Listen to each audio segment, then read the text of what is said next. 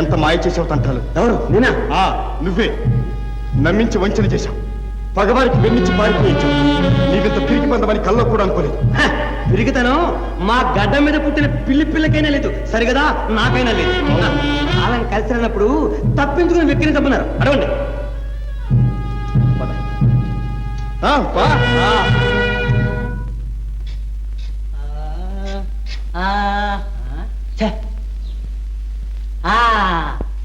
ఆట మీద మాట, పాట మీద మాట, మాటల మూటలే కోటలైనాయిరా.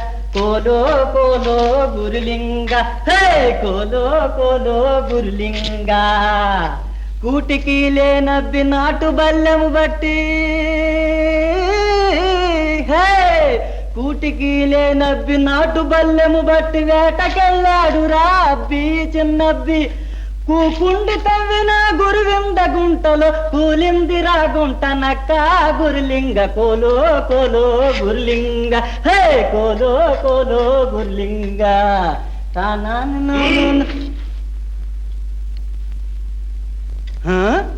వింతరంకి వినిపించింది. ఏమా పసరా? హర హర మహాదేవ్.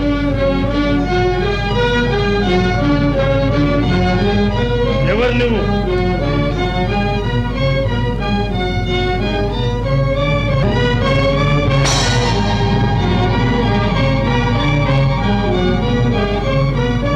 హర హర మహాదేవ్. హర హర మహాదేవ్. నీవు కింకరుడివేనా? కింకరుడా శంకరుడా?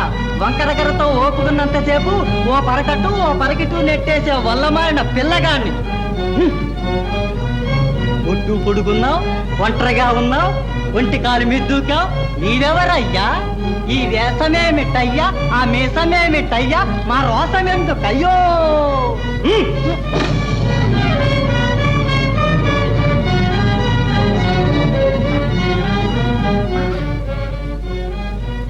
వాడు మా తమ్ముడు. అనగా?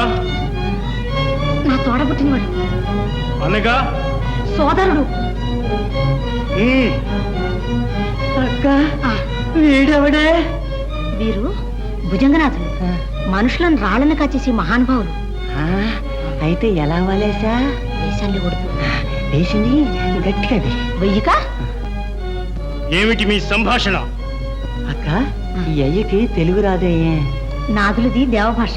కోట తెచ్చండి దేవరా. నాథ, నేను ఈ మూర్ఖుని దండించి వస్తాను. తామటు ఏం చేయండి. ఒరే, మరీ ఎంత దుడుకుతానం అయితే ఎలాగరా? వాడు ప్రాణం తీస్తాడ్రా.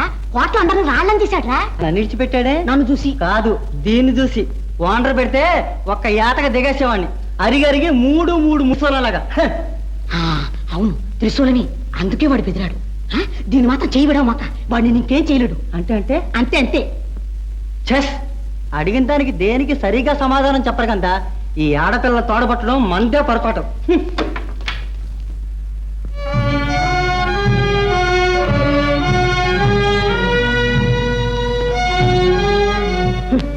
కన్నీళ్ళకి నల్లరాయన కరుగుతుంది గాని నా వీరుడు హృదయం కరగదు.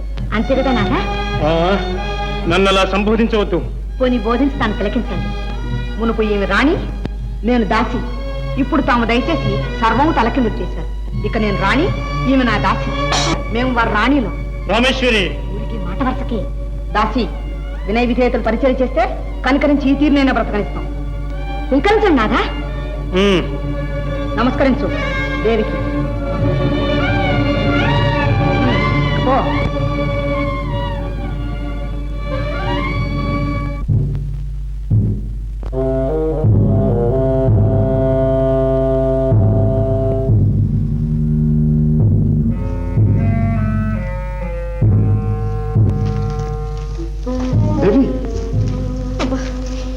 నేను నడవలేనండి.